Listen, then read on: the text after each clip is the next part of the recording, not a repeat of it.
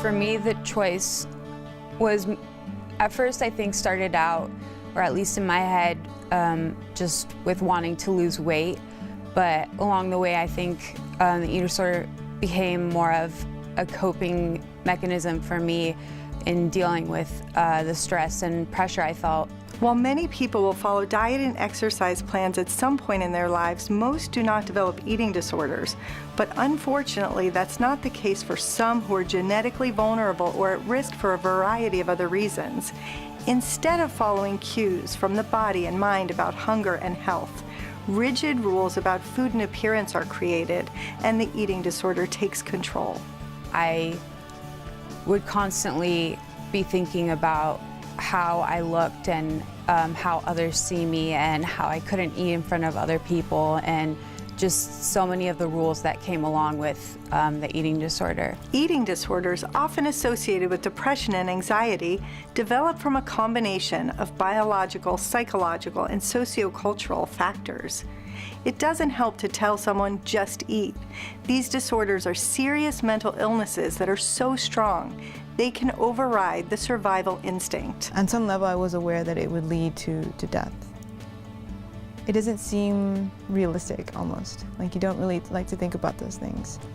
Having an eating disorder is very lonely a lot of the times, and just trying to stay afloat, I guess, was really hard. Everyday life was a struggle, and I didn't know if I was ever going to recover. Because college students are in the typical age range and undergo significant life transitions, they're more at risk to develop eating disorders.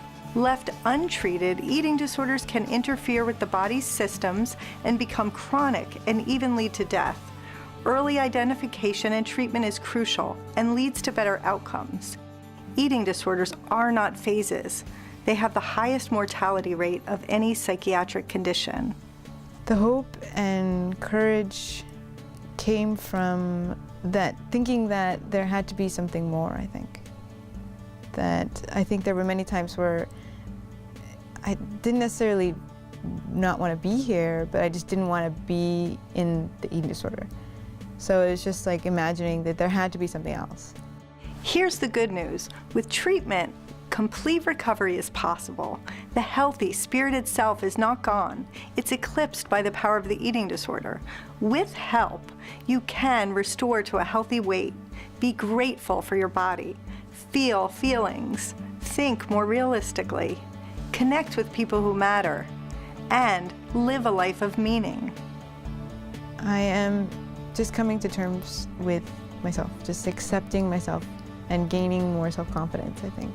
I just want to sort of release those worries that I have about, or all those doubts, and just be happy with who I am. Right now, in probably the best place that I ever remember being in life. I just got so much of my life back. For more information, or if you would like to speak to someone about yourself, a friend, or loved one, visit Student Health and Counseling Services on the web or call our office at 530-752-2300.